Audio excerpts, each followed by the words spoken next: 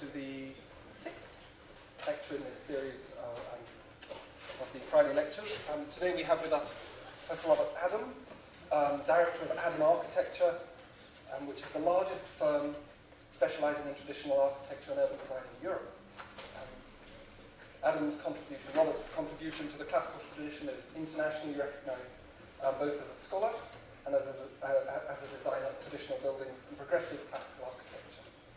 They've won lots of awards, of course, and have produced a diverse range of projects, including major private houses, extensions to historic buildings, public and commercial buildings, a lot of master planning, speculative housing, and so forth. Robert was trained at the University of Westminster and in 1973 won a Rome Scholarship, and he has practiced principally in Winchester since 1977, also has an office in central London. He's very widely published. Recently published a book on globalization and modernity, an academic book, largely academic book about which he will talk about, I'm sure, today. Also critical and theoretical papers, and intriguingly, a children's book on architecture, which is, having children myself, is a pretty hard sell. And as I said, this book on the globalization of modernity as well. He lectures widely in the UK, is a professor at Strathclyde, and has undertaken lecture tours across the world in China, Brazil, Russia, the States, and so on. Without further ado then, ladies and gentlemen, Robert Adam.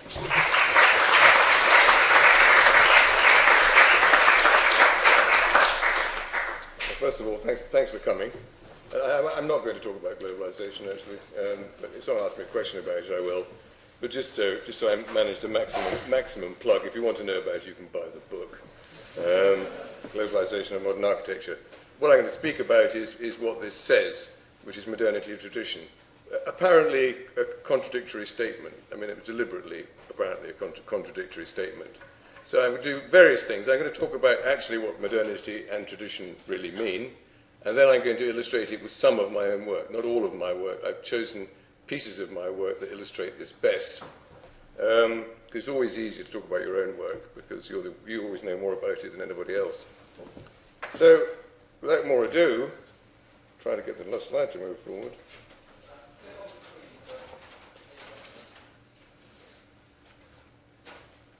There we are. It works.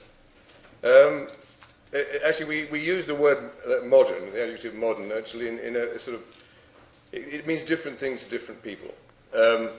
And what has happened is the word modern has become a sort of shorthand for modernism, which is one of the meanings of modern. But there are lots of other meanings of the word modern. And I've sort of honed it down to 7. I mean, if anyone can think of another one, I'll make it 8. Or 9, but 7 is quite a good number.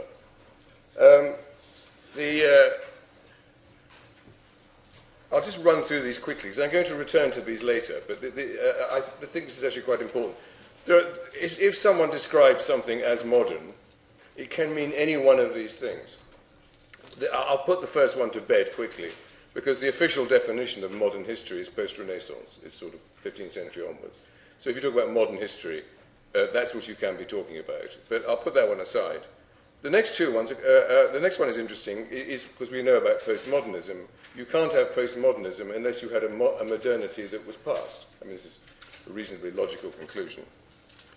The other one is and these next two are sociological terms, so I've taken from sociology, is that there is an idea that all that exists is simple. I mean, merely the fact I'm here means that I'm existing in the modern world. You know, I woke up this morning and found I was in the 21st century, and there really wasn't a great deal I could do about it. So that's simple modernity, and that's a common use of the word modernity.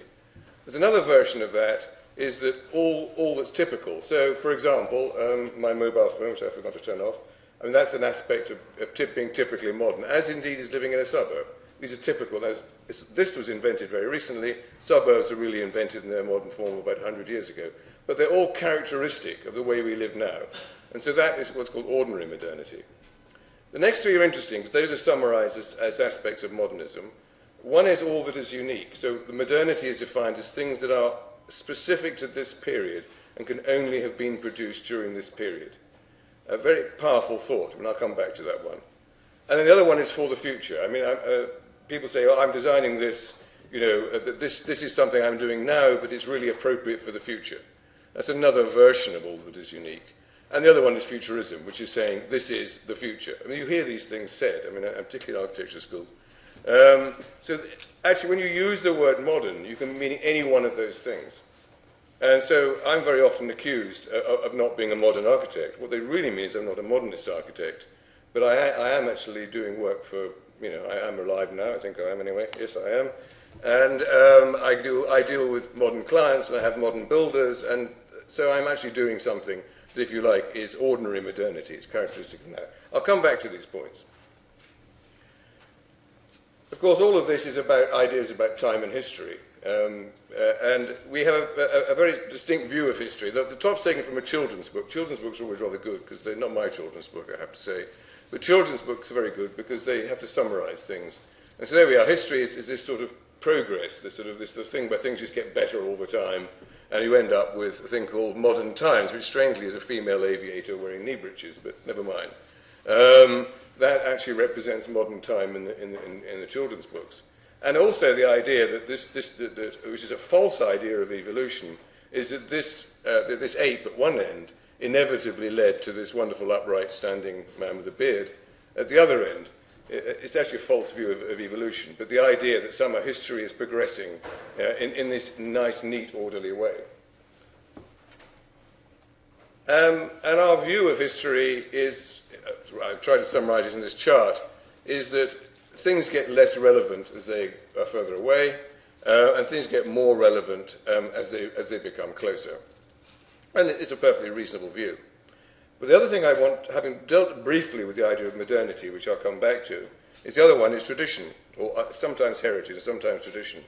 Curious enough, tradition is like memory, and I'll get back to that, is that actually it's often something that is quite distant, has a very much a heightened relevance to something which is more recent. So something that you have had passed down to you, the mere fact that it's been passed down to you over a long period of time can actually make it particularly relevant. And I'll come back to that. So these are very different ways of looking at history and time and modernity. And a brief exposition about tradition. Tradition, for obvious reasons, because I'm known as a traditional architect, tradition is something that interests me. But there are various sideways ways you can look at this. For example, primatology, the study of primates. The question is, do primates have culture? And this is an open question. Unfortunately, chimpanzees live a long time, so actually chasing the lifetime of chimpanzee troops takes a very long time. There's a lot of study on this at the moment.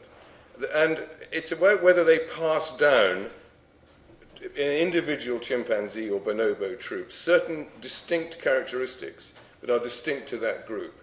And this they call culture. This is not reading Salman Rushdie or going to the opera. This is culture with a small c. But the interesting thing is that the way they try and define it, this is if they can identify a tradition that is passed down through the troop, it then has culture. Which is interesting. You can reverse that and say, well, actually, perhaps culture is something to do with tradition, as a contrary to tradition proving this culture. Similarly with archaeology, with prehistoric archaeology, that's archaeology before you can write, if there was any writing before I could tell you what was happening. And you can't talk to anybody. DNA has changed this a bit now, but certainly up until the availability of DNA. How did you trace cultures, literally cultures, and these are pots from the Beaker people.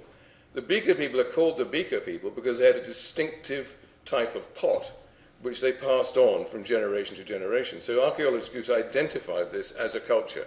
So that's another way of identifying those traditions with the way that they actually established that there was a culture and that culture had an influence.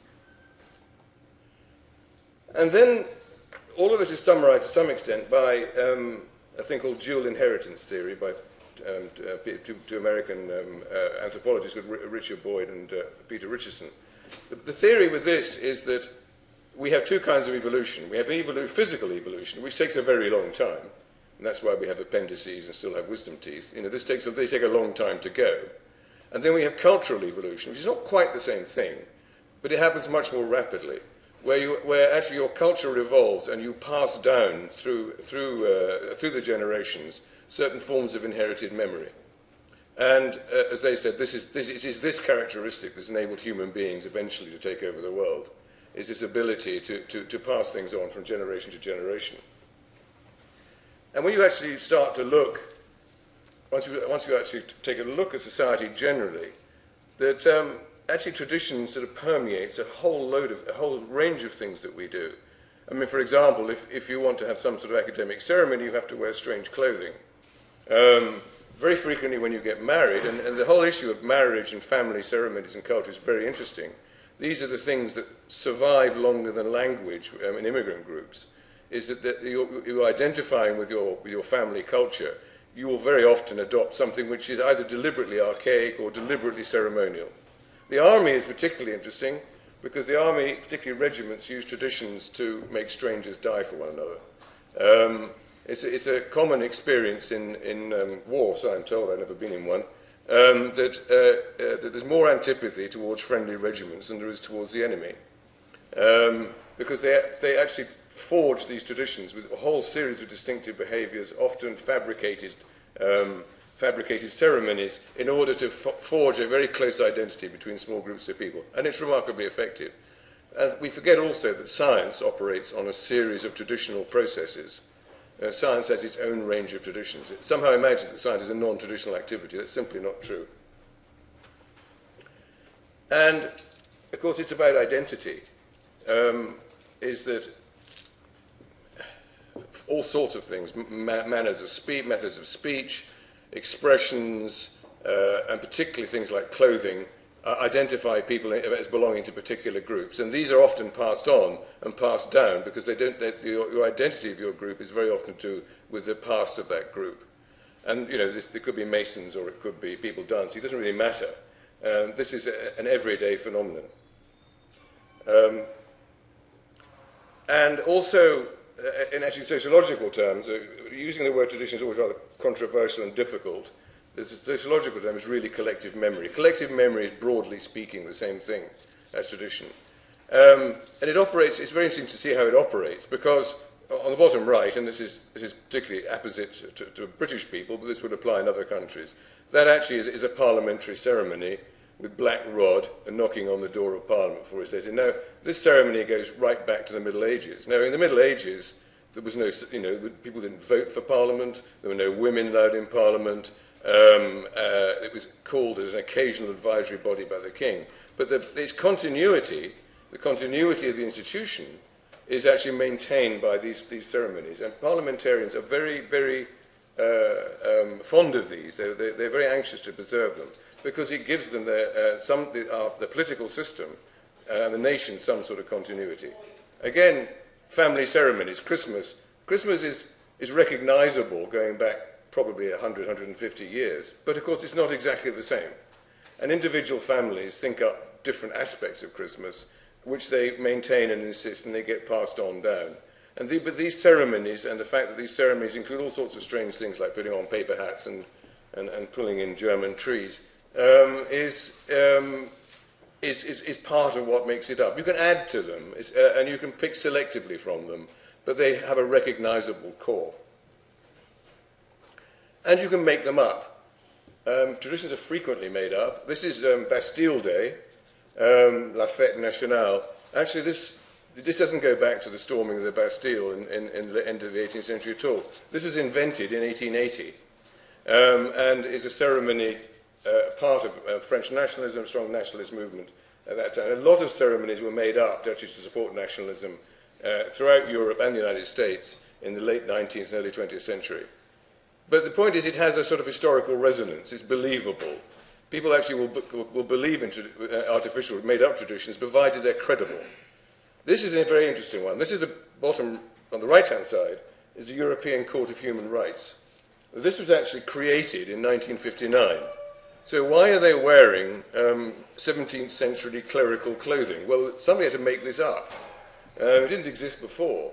But clearly, wearing something like this associates this court with with European jurisprudence.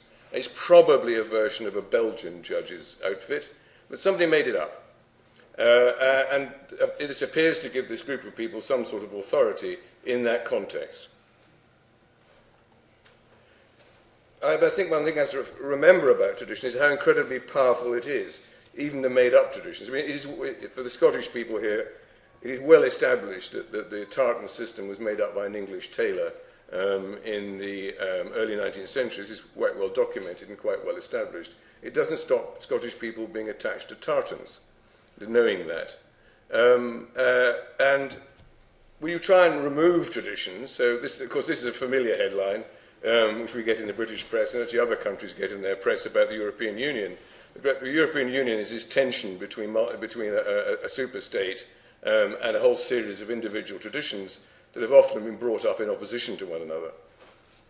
And this is, on the right-hand side, people in Britain will know about this. This is a thing called the Countryside March, when the Labour government decided to ban fox hunting. Now, I will guarantee that on that march, probably less than 5% had ever sat on a horse and chased a fox. That really wasn't the point. People felt that something that was very specific to their identity in the rural community was being taken away from them. And sure enough, a number of the posters actually were very explicit in drawing their attention to this. So I say all this just to actually give some broad understanding of the relationship between history and tradition and collective memory, because these are powerful things. And this will come up later. I'm going to talk about the classical tradition because it's the easiest thing to talk about, but actually all classical architecture is traditional, but not all traditional architecture is classical. So I'm going to concentrate on that subject, but just treat this broadly speaking as tradition. And incidentally, this is the 5 classical orders on which it's all based, etc., etc. Actually, the first time they were ever put together was in the 17th century, although it's a very interesting thing. The first time they ever put together in this form. So a lot of this is made up too. So back to modernities. Now, what I'm going to try and do is to demonstrate that that particular tradition can conform to a whole series of these modernities. Clearly, if anyone is doing anything classical, or it is something that exists. So we can put that to one side. We'll forget about modernity as class, we'll forget about modern history. So it is something that's typical of modern life. Well, some people would say it's not typical of modern life. However, I'll just draw attention to as a series of these surveys, when you actually ask people, ordinary people, that is not architects, what they would prefer in terms of buildings, the result is very, very consistent. The result is round about 80 to 85% of the people would prefer something traditional. This actually was done by the Commission for the Architecture of the Built Environment in 2004. When they got this research, they decided they didn't want it and put it in a drawer. As it happens, I was a member of CABE at the time, so managed to get hold of it. That's another story. There's very similar. If you actually talk about other buildings, such as office buildings, this is a research done by YouGov, which actually we as a firm commissioned, I have to say, and it came up with roughly the same figure. If you take the don't knows out, or the nones or don't knows, the figure is roughly the same. So on that basis, it is fair to say that it is an aspect of typical life at the moment. So that's a reason. I think we can sort of tick that one off. Now, what I'm going to remove for the time being is for the future and futurism, because one thing we don't know about the future is what it is. And if you really want any proof, this is by the Smithsons. This is a 1956 House of the Future. Well, I'm very glad that the chunky knit tights actually never really caught on. This is, and it's quite a long time since 1956. This has never quite happened. The interesting thing is, actually, one thing they didn't predict in this photograph was that, notice the man is reading a newspaper and the woman is doing the cooking. Clearly, they thought that actually these social divisions were going to remain the same. And interesting, the man is also reading a paper newspaper. Again, they got that wrong. So, I mean, really, we can say that things are the future, and of course, anything we're doing, because it's going to be around for a long time, is for the future. But I'm just going to eliminate that, because it's a sort of fantasy once you go beyond the immediate future.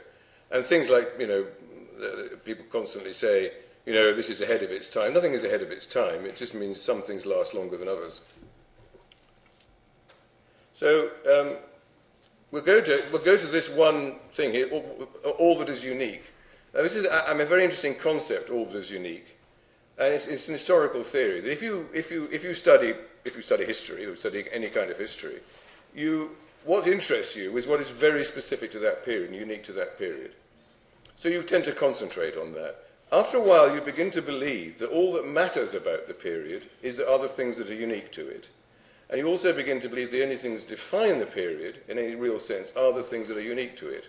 So as a consequence of that, you're drawn to believe that unless you do something that is unlike anything that happened before, you don't belong to your time.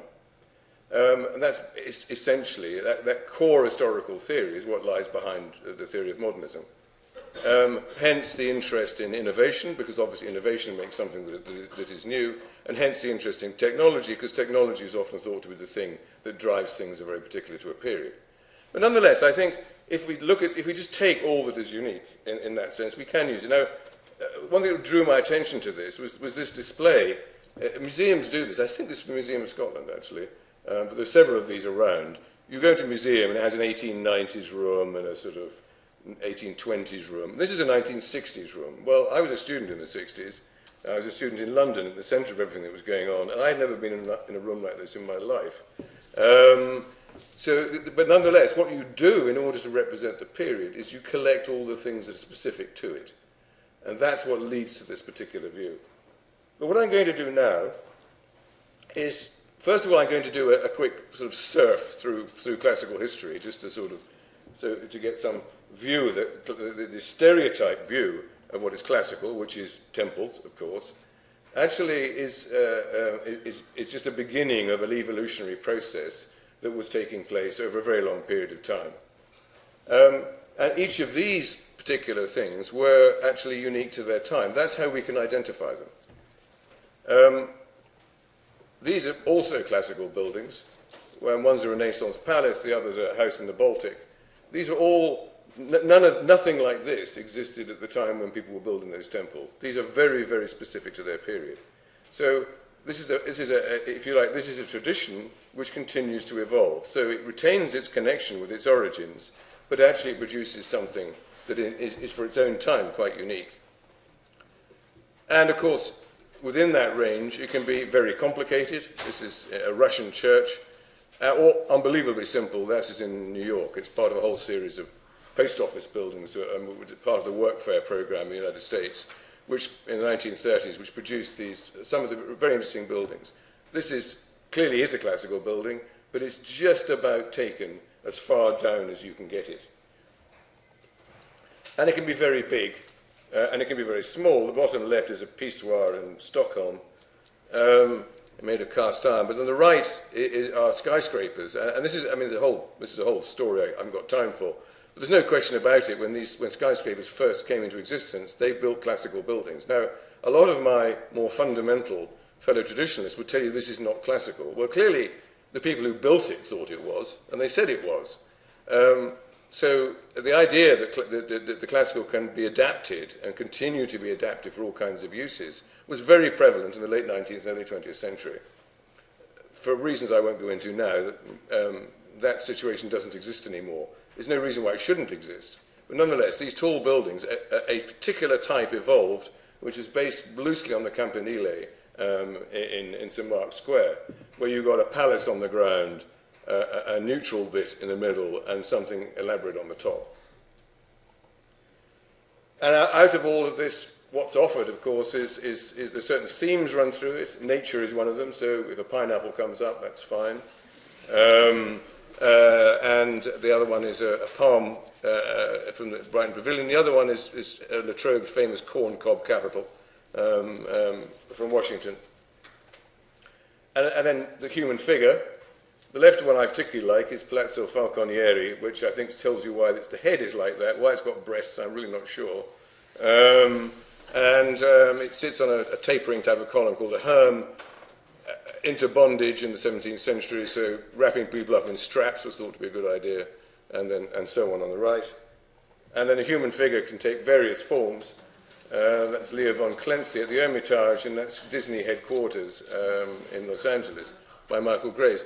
Actually, we always laugh at this, but actually for the amount of money that Disney made out of these films, this is very serious. This is humorous but serious. And in my opinion, strangely quite logical, but of course we laugh at Disney.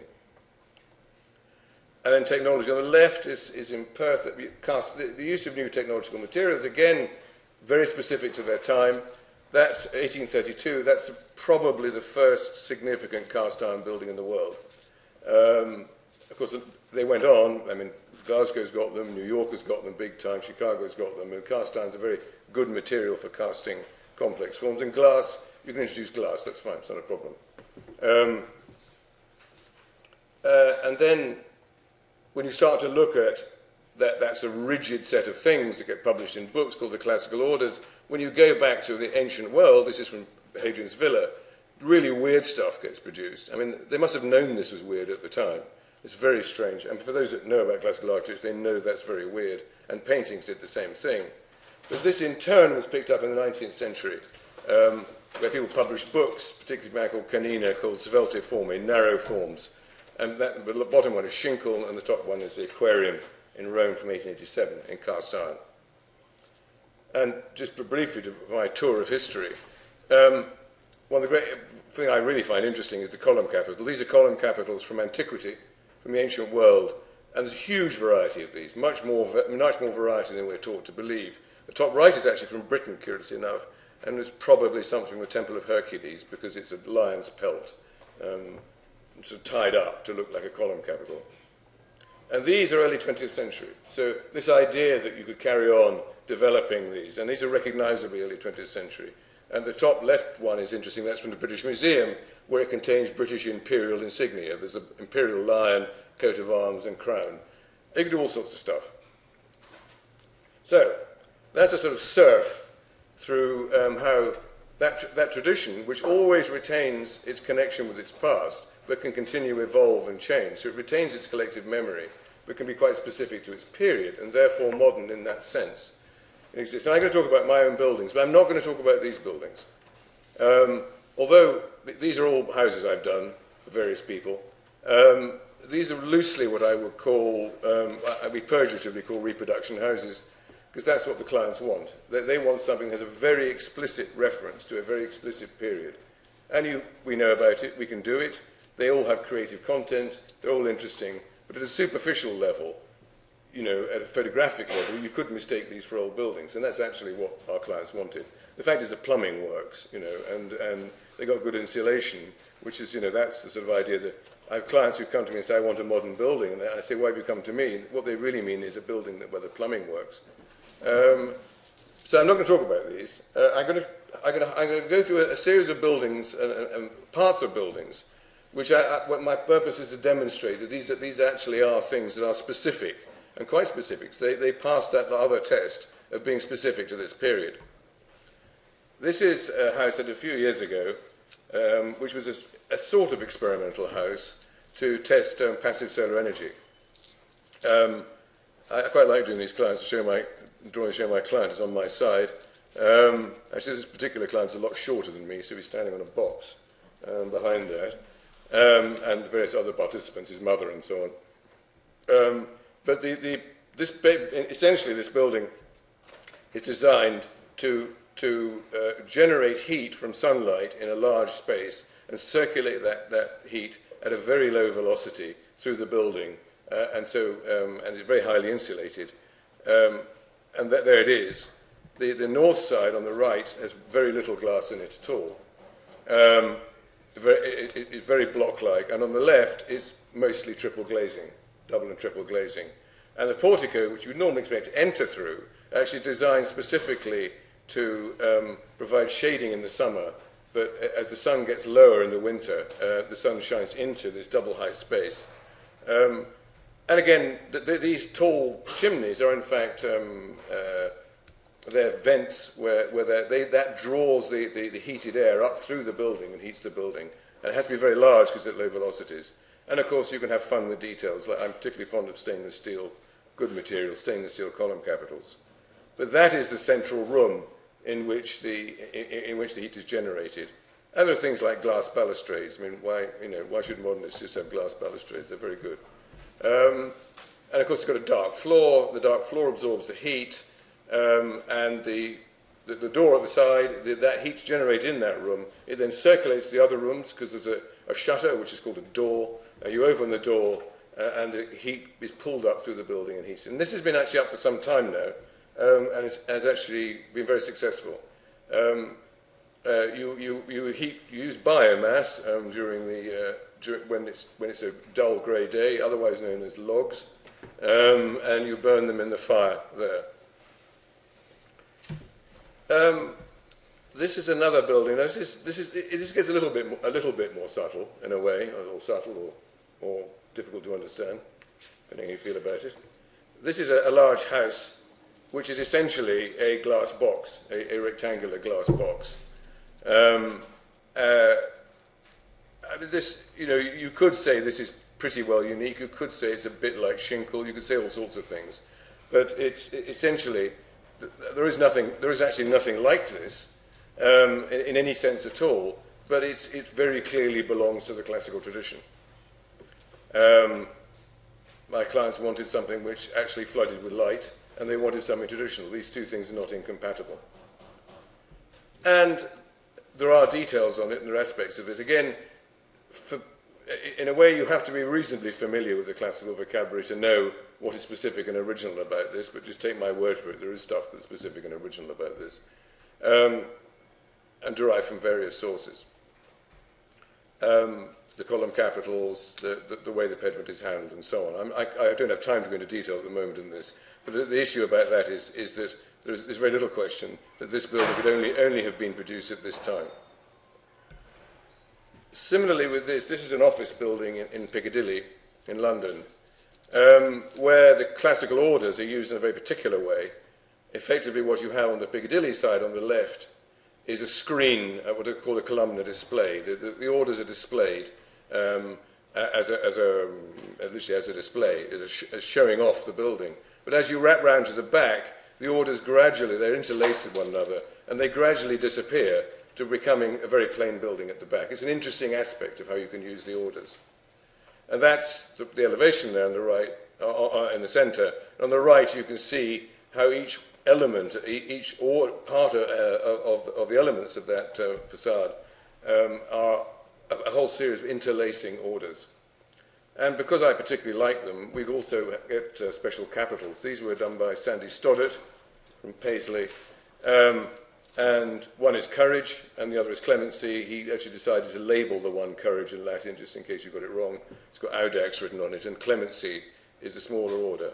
So again, this is just a type of expressiveness with using the orders.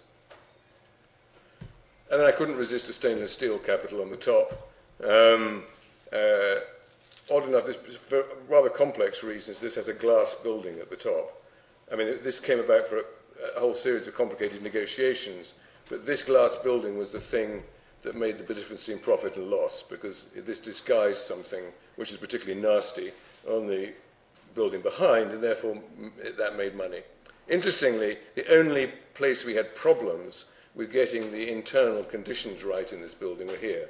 All the rest of the building, where you just have holes in the wall, we had no environmental problems at all. All the problems were actually overheating in corners of this glass building. And there it is, with its glass temple on top. Now, the next two projects are quite interesting and quite telling in their own way, and I'll have to explain this in a bit of detail. Under English planning law, you can build a new house in the countryside, and you have been able to do that for some time. And originally this law was brought in by the Conservative government under John Gummer, and it said, provided it was high quality, new country houses were possible.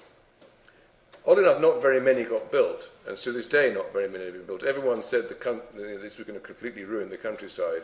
It hasn't got anywhere near the replacement rate of the ones that were lost after the Second World War.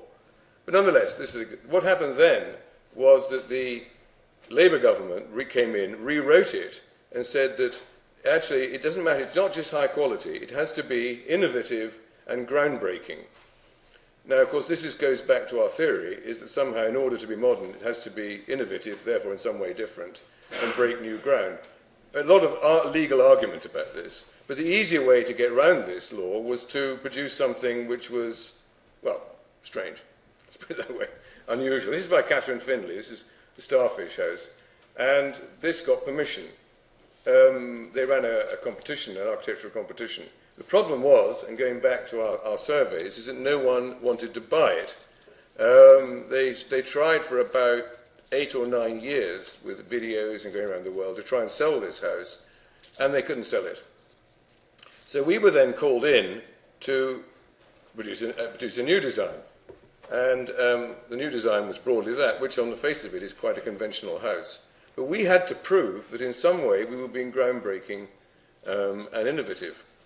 Now, at a superficial level, that's very difficult, because this just looks like a traditional country house. But we were able to enter into quite a complicated dialogue with the local authority. So we were able to demonstrate in a very detailed way that while actually the form was very traditional, there were aspects of this form which weren't. Now, again, I can't go into an enormous amount of detail to explain this, because I spent many weeks doing so.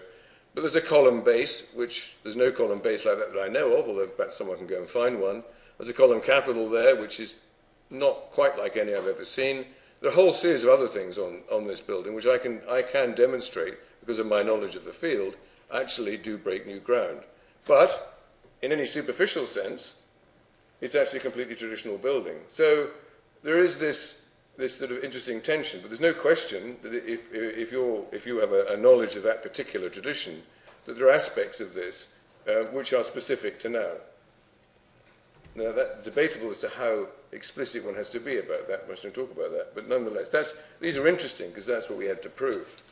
The same thing happened with this house here. In fact, this house, not designed by us, I acted as a witness supporting this house, because I thought of its kind it was very good.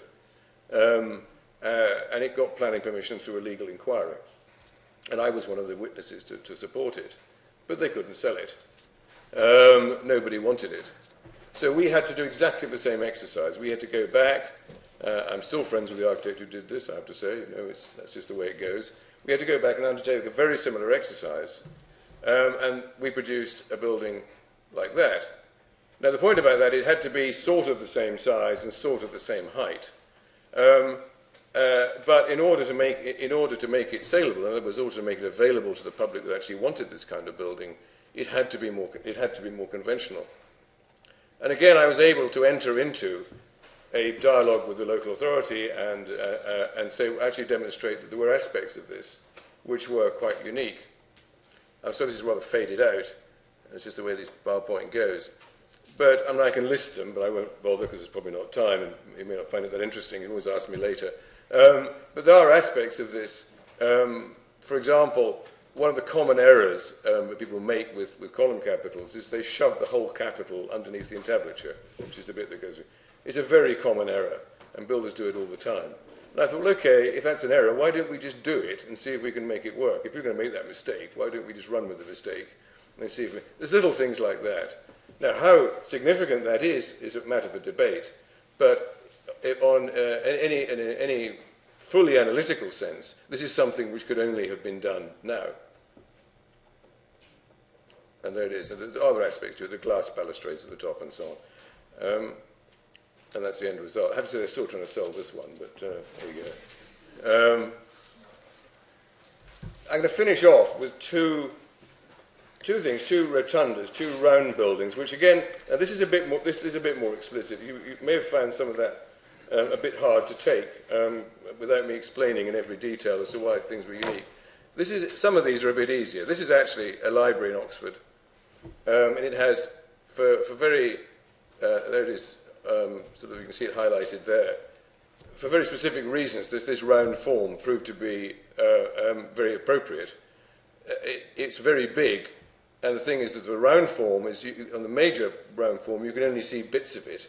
But because it's a very consistent geometrical shape, you can imagine the rest of it. But at the same time, the rest of it, that rest of it is not making a major impact on its surroundings. It's complicated. But in the bottom, you enter that round form from the street in a smaller round form, a smaller rotunda, which is meant to be a sort of introduction to the big one. And there's the big one, and you can see that that's one of the very few views you can get, but just bits of it pop up in the street. But because it is, you can read straight away that it's round, your mind fills in the rest of it. So that consistent architectural shape can be expressed in a very small part. And actually the form proved to be very successful for a library, because you could get the stacks in the middle, most of the stacks in the middle, where you don't want light. But on the outside, where you can get quite small windows, you can get the readers who do want light and do want to change their visual field from time to time. And there are various bits of the building. This is another sculpture by Sandy Stoddart, about which I can tell you many sordid tales about how to get sculptures through academic committees. But we got it through by stealth.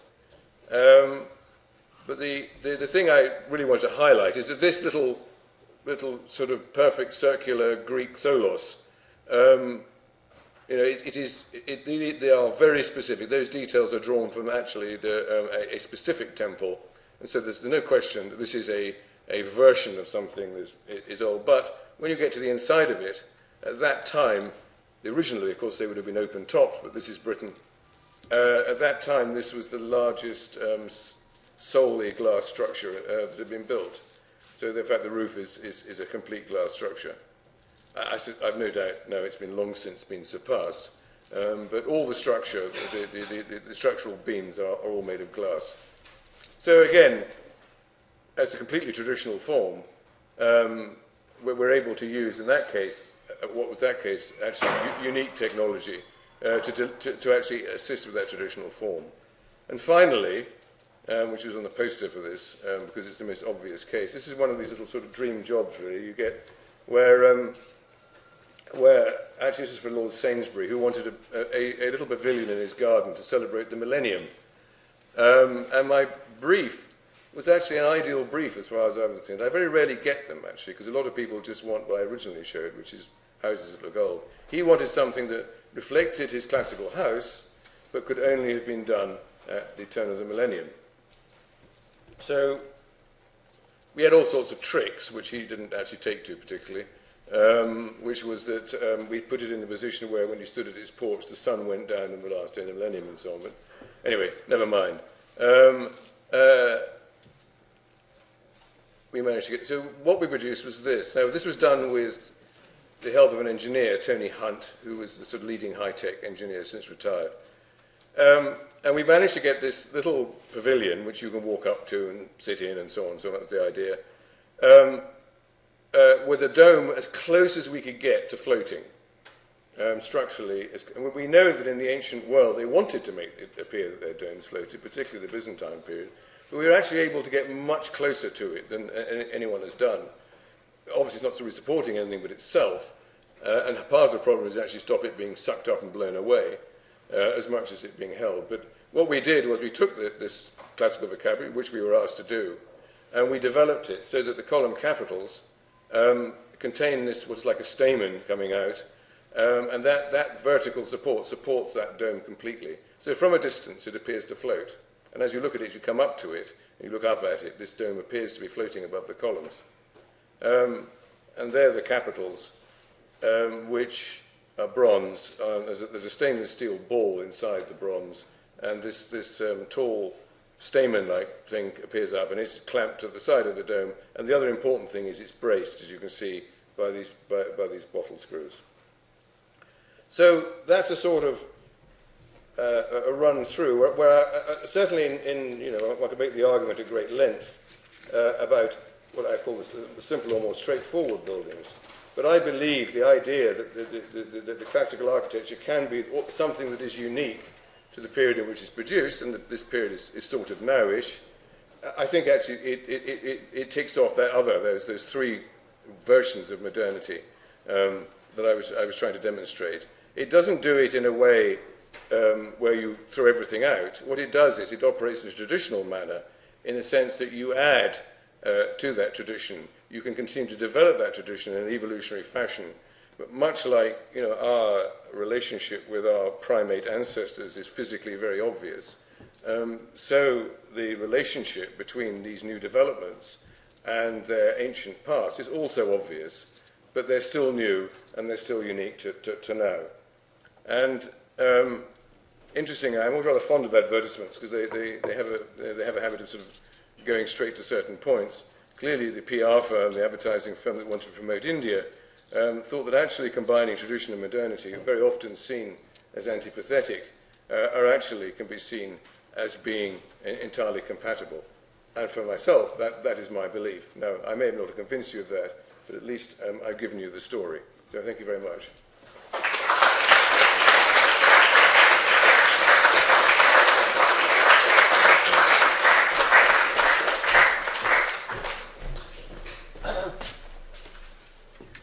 Let's do it. Right. Thank you, Robert. Very interesting talk. We'll take some questions from the floor if possible, but to begin with, obliquely, a lot of what you showed us was hand-drawn. And I'm working in the School of Architecture, you get kind of obsessed by certain ideas, particularly the nature of hand-drawing and its sort of decline, I suppose, in amongst the student population. Do you think there is an important relationship between the type of design that you do and the practice of hand-drawing, or is it something that, in terms of the technology that's now currently used for producing drawings in architecture, do those technologies sort of militate against the kind of architecture that you produce? Apparently they do, but I don't think it's necessary. I mean, drawing is the way you put something down on a piece of paper or a screen in order to have it made is just a tool. I mean, just because I came into it rather later in life, I never really picked up CAD to the extent that I could. And I have some very, very totally brilliant people with CAD in my office. I also have people who are not very good at it. I have to say that for myself, a lot of the design, the drawings, some of those larger scale drawings are drawings where the design takes place during the drawing process. And that's how I do it. I think one of the problems that there's been with CAD is that somehow the technology gets in the way of the directness of looking at something, putting it in here, getting it down there to make it made. I have to say, personally, I don't think that's a necessary condition, but I think it's a current problem. I mean, I have a stylus which I use on my iPad. It's bloody useless, actually. I mean, you know, it's like, you know, trying to draw with your little finger. If you actually try and do a fine drawing, that you just can't do it. Now, that doesn't mean I won't be able to do it sometime in the future and then translate that into CAD. It just is that the technology doesn't produce that level of fineness and consideration that currently you can do with a pencil or a pen. So I don't want to be sort of too Luddite about this. I actually believe that technologies exist to make you do things better and cheaper. That's all they exist for, that's all they do. And it just happens that this particular technology hasn't got to that stage yet. So that the problem is that if you rely totally on it, it's quite difficult to actually get down to that very fine grain, because after all what you're doing is you're taking information from out here, putting it down there, and putting it on something in order to get it made. And I just don't think at the moment, even with my best people in my office at CAD, and some of them are quite brilliant, is that they got that grain, they can actually get to that grain without a certain amount of hand drawing. All right. I'll leave the questions over to you. I'll go back up, but Rekha's begin. Can you talk to us a bit about budget? It seems that you've been approached by clients who seem to have quite a large budget, and how one might incorporate some of the traditional aspects of your architecture into a budget which is a lot smaller. For example, stainless steel column. Yeah. Yes, oddly enough, this is a commonly presented as an issue. That building, the large office building in Piccadilly, the British Council of Offices have a series of price per square foot that offices should be built to relative to the area they're in. So if I just take that as a very simple budget measure, and it's a big expensive building, I mean, don't misunderstand me. However, that building was within that budget range. So a lot of people say, oh, you can't do that kind of thing because it's too expensive. Actually, if that had been, that actually was a substitute for an Allies and Morrison scheme. I'm still friends with them, don't worry. But it was a substitute for an Allies and Morrison scheme, which cost the same. So, at that level. But I think what you highlight is actually something much more important. Obviously, it's easier to show, and I've done it for a very specific reason in this, is you know, the really big, in-your-face, you know, I want to flesh around my money type of house. A lot of the work I do is speculative housing, where really it's just 4 walls with holes in them and a roof. And that's what a house is, you know. Generally speaking, it's 4 walls with holes in it and a roof. And if you just recall for a moment that slide where I showed the Russian church and the post office in New York. Now, those are both classical buildings. Now, the post office in New York probably was quite expensive because it was made of marble, but it doesn't matter. That was unbelievably simple. But actually, it was just the way it's proportioned and the suggestion of detail. So, if I'm designing speculative housing, which I do a lot of, that's all I'm dealing with. And it's just a question of proportioning it, getting a few details as right as you can. So, it's actually not about budget, but I have to say it's easier to show some of the issues I was actually talking about on houses where there's been a lot more expenditure. So there's nothing intrinsically expensive about producing a traditional building. On the contrary, actually, the most typical traditional building is literally 4 walls, you know, 6 holes, one of which is a door, and a roof. I hope that answers your question.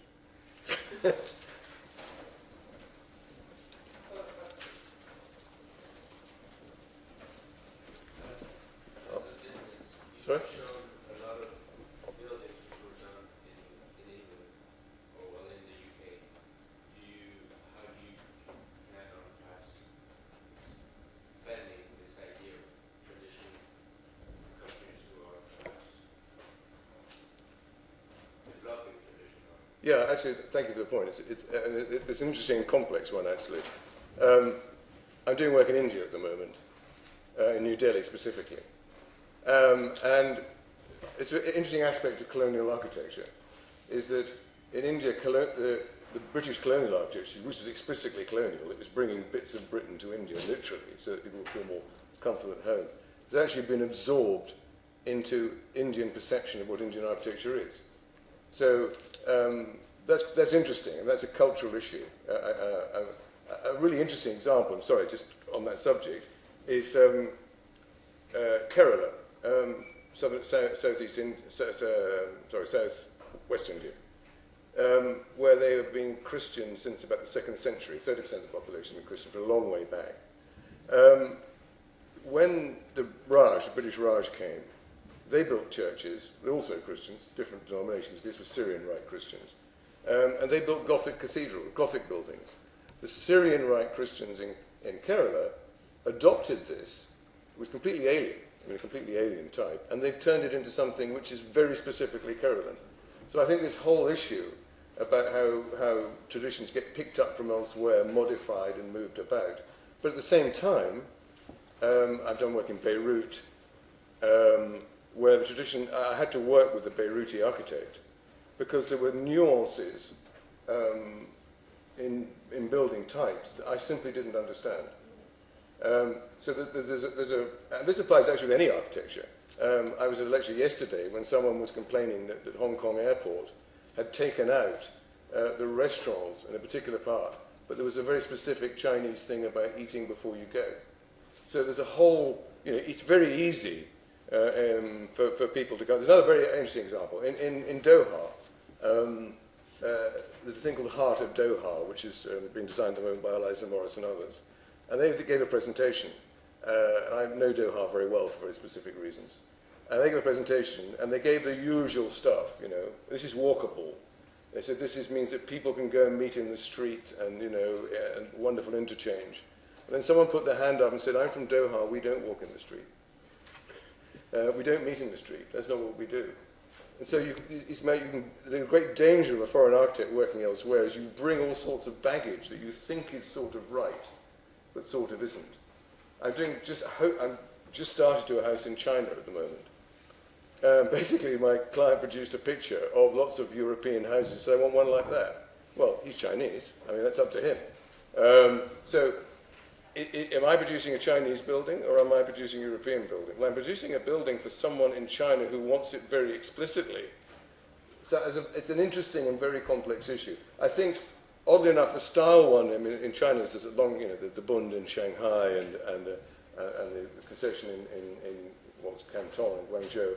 There's a whole very interesting issue there about how those are now preserved buildings in China. And Japan, for example, part of Japanese culture is specifically to absorb other cultures.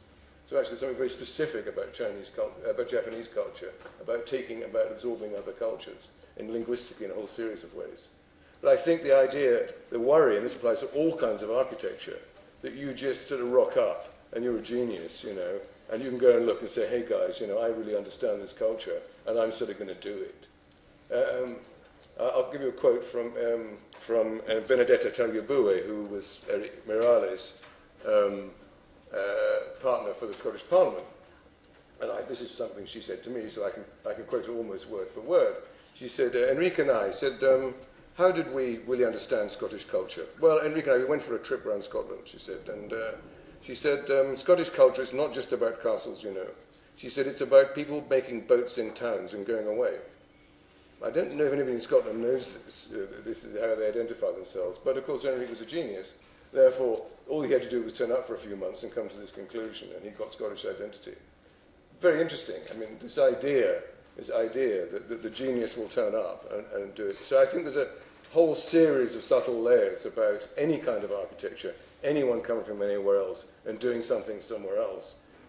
Could influence where they, if it's big enough, there's enough of it, and this is what's happening in China at the moment with big signature buildings, is it's a deliberate attempt to draw something into Chinese culture.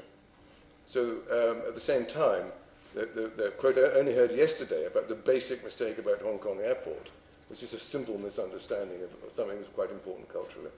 Sorry, I'd answered more than your question, but it was such an interesting question. Sorry, you had a question. Yeah. Do you think this revival of traditional architecture can be compatible with more affordable housing? Oh, absolutely. Well, the first thing is that first thing to go back to the basic point is that it is very well known in the market that this is what most people want. Now, you can say they shouldn't have it, but I'm afraid if you're spending millions, well, I'll give you a quote from Alison Brooks, who said to me the other day, I don't want to produce buildings that people want. I want to produce buildings that people don't know they want yet. I asked her if she would bet £10 million on that, because that's what she's asking developers to do. But first basis, if it's someone can purchase, or if they can't purchase it, if it's affordable. Let's say you are a person who is financially disadvantaged, such that you can't afford a house. Now, would you want to be in a house that is distinguished from people who can afford houses? In other words, you wanted something different. Clearly, that would actually be quite denigrating. So, if you follow that logic through, if most of the market actually wants traditional houses, then you should give those to people for affordable housing, just as a matter of principle. Otherwise, you're singling them out and saying, no, you can't have that. We're going to force you to do something else because we know best. So that's a moral point. But a financial point, I go back to the point I said before. We're doing those kinds of houses. I'm not showing them now, it's a different lecture. We're doing those kinds of houses. But in the end, not only are 4 walls of masonry of some form or another with holes in them the most environmentally sustainable type, and they are, that's well proven. But actually, they're about the cheapest thing to build as well. So, if you take, I don't know, I've got to think I can draw one. If you take something which has got 3 windows at the top, 2 windows at the bottom, and a door, and it's got a hole in the wall, that's a traditional type. And you don't need to do very much to make specific allusions to a broader tradition. So it is absolutely compatible. But I think there's a whole moral view there, is that should you, because someone can't afford it, put them into something different than what people would buy if they could afford it. Any more questions? Yeah.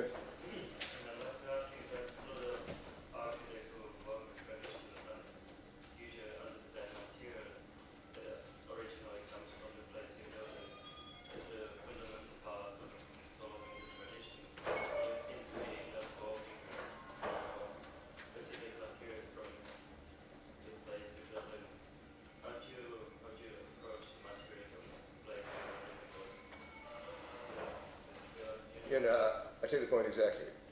You say, sorry, if I paraphrase, so you will carry on, sorry. You speak up a bit, I can't quite hear you. Okay, sorry. Do you work with the materials that are originally from the place you work in? I mean, do you concerned about it? Because, for example, in Glasgow, there's a different sandstone than in Edinburgh. Would you put it into your work somehow, or do you think that the tradition for you well, becomes something? No, the answer is, the short answer is yes, I would consider. The first I mean, actually this applies to anything, really. The first consideration of how you would make something belong to the place is to build it from the materials of the place. And that's number one. Unfortunately, very often it's simply not available. But that's number one. So, for example, a building in London is built of Portland stone. Actually, Portland stone comes from Dorset, it doesn't come from London, but because there is no stone in London. But the typical building material in stone in London is Portland stone from the 17th century onwards. So, alternatively, if I'm doing, for example, affordable, relatively low-cost housing in Somerset, we specifically try and get the builders to use the stone specific to the area. In Edinburgh, we did the master plan for Western Harbour. One thing we insisted on, this is stalled now, but the one thing we insisted on, to great resistance actually, was that all of those buildings had to be built with the typical stone of Edinburgh. So that's number one. It's also, I have to say, the most sustainable option, because you move materials about less. Well, some of the problem is that the quarries, for example, have now become nature reserves, so you can't use the quarries. But sometimes it's just not possible. But that's the, if you way, that's number one, because that's the easy way to relate to something. And you know, the other thing is, you know that as it weathers, and all buildings have age. You know, I suppose I've just denied the future, but actually, one thing you do know about buildings is if they survive, they'll get older. And as they get older, very often, of course, the new material looks different from the old material. But as they get older, they will become more and more compatible if you use the correct materials. The other stuff, the columns and so on, this is a ceremonial dressing. This is rather like the masons wearing the aprons, or me wearing a jacket. This actually represents something. It's not wholly functional. I mean, these things aren't functional, but they represent something. So the two things go out together.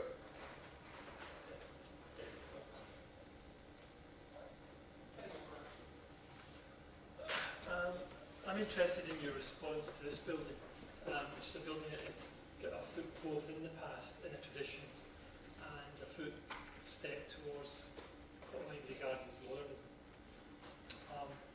Does that have any influence in how you think about architecture? Yeah, I mean, it's in a way it's sort of the point. Is this development of traditional forms? I mean, they're very recognisable. There are cornice mouldings here. There are a whole series of things that are very recognisable. It's done in a very imaginative way. And of course, there is a view, and this is what I call the Whig view of history, is that somehow this was a straight line to modernism. Well, it wasn't really. That's another story.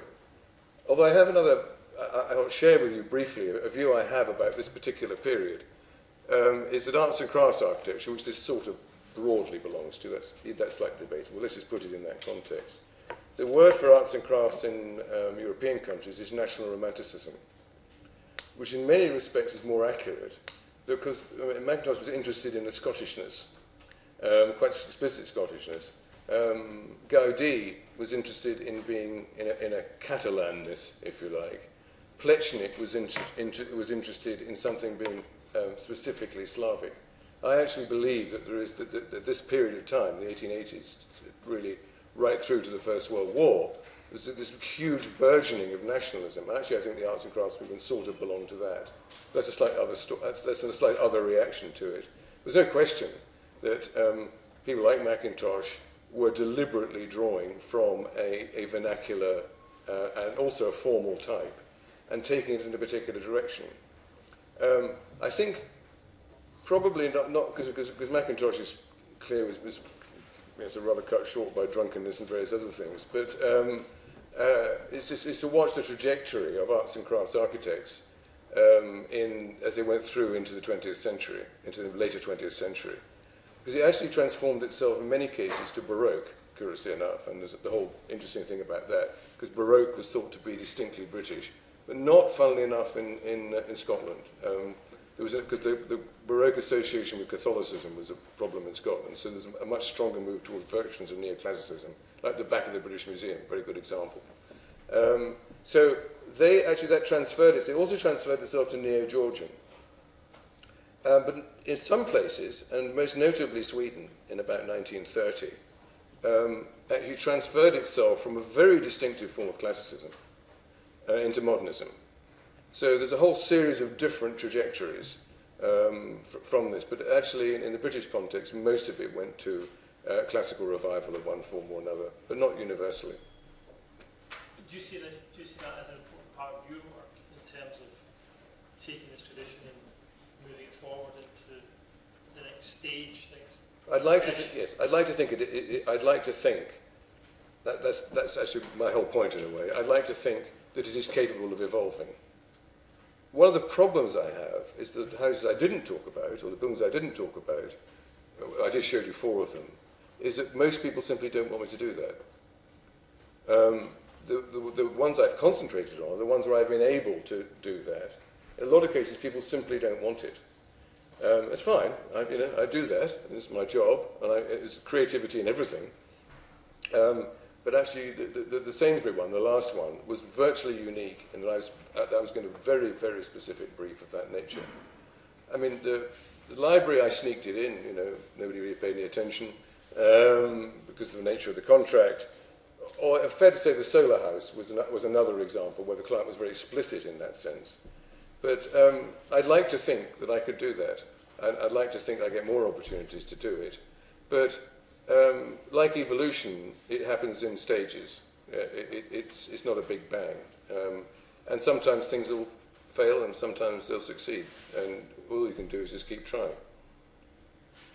Just want to build on Alan's comment really quickly in terms of the national romanticism, because I was wondering a similar question but about Imre Malkovich, because that to me, he's the person who when I think of modernity and tradition and making that really work together, I mean, he's I think, an iconic example, and also, was a contemporary until his recent death. Is any of your work in that kind of tradition? Because that's really taking the classical elements and turning it into something entirely modern and contemporary and radical. Have you worked at all in that, or do you have any? No, not really. I think I've had a discussion with Richard McCormack about traditions. I end up talking about these things for obvious reasons. I remember Richard saying to me, well, I do tradition, but it's hidden. And I said, well, if it's hidden, it's not tradition. If you can't recognize it, it's not. Because actually traditions are about identity and recognition. And there's a level of radicalness you go to where it's simply not spottable. You might know about it yourself, but it's simply not spottable, in which case it stops being a tradition. It can be tradition. It can be tradition to a very small group of people. And the thing about traditions is that they belong to groups of people. And actually modernism has its own traditions. And traditions generally are 3-generational thing. There's a whole other debate. So if for example, it's the Mies van der Rohe question, is Mies van der Rohe the successor of classicism? Well, he thought he was, actually. But his successors didn't think so. But nonetheless, there's a group of people who would think, yes, Mies van der Rohe is. So for them, that's part of that tradition. But if the tradition is beyond architects, is beyond a small clique of people, and after all, our work is supposed to be for the wider community of people, if somebody can't recognize the tradition, it's not a tradition. So that radicalism has a sort of break point. And it's rather like that minimal building in New York. The things that told you, there were signals on that. It had a cornice and it had capitals, but they were tiny. But they were just enough. Actually, there is other, when you go into it, there's more, actually. But there was just enough to tell you. If you start to lose those, your architect friends might know that was a reference to something, but nobody else does. It's lost on them. So that's a sort of break point. I actually believe I'm doing it not just for architects. In fact, most architects think exactly the opposite. They think I'm not doing it for them. They think I'm actually doing it against them. It's not strictly true. So my best friend's a modernist. but is that I actually believe I'm doing it for the wider population to maintain, strengthen, and enhance their identity.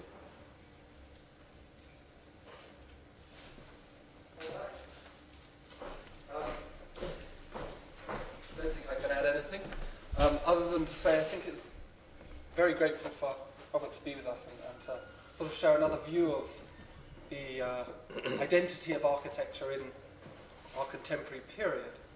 I think in architecture school one can get a little bit fixated upon certain niche areas, and if we've done anything during this session of Friday lectures, it's trying to open it up and show that there's ways of being an architect which are not necessarily all that you get in architecture review and AJ. And I think it's really interesting what he's talked about in sort of promoting an idea of history as slightly more nuanced than the standard progressive narrative of it going forward and getting better. And that it's actually more complex. It takes a more complex shape than that. And that as a consequence of that complexity, we can start engaging with history and tradition in a serious way. It doesn't only have to be in a kitsch way or in a self-effacing or humorous way. And and actually it's something that it's part of our palette as architects that we can engage with. And I think to a certain extent it requires a certain humility in architects to be able to go, as Robert was talking about, this idea of going to New Delhi and sort of allowing your architecture to be affected, not standing up and saying, I'm the grand architect and I will give you what is right, but permitting of a flexibility and a synthesis with culture, local culture particularly. So I'm very grateful for you coming, and I think, ladies and gentlemen, a round of applause.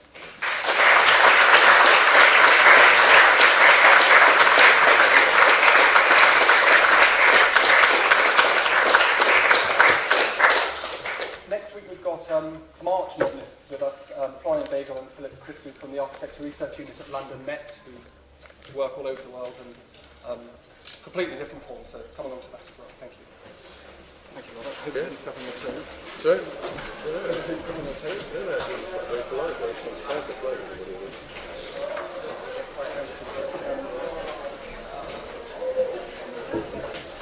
Let me turn this on. All right, okay.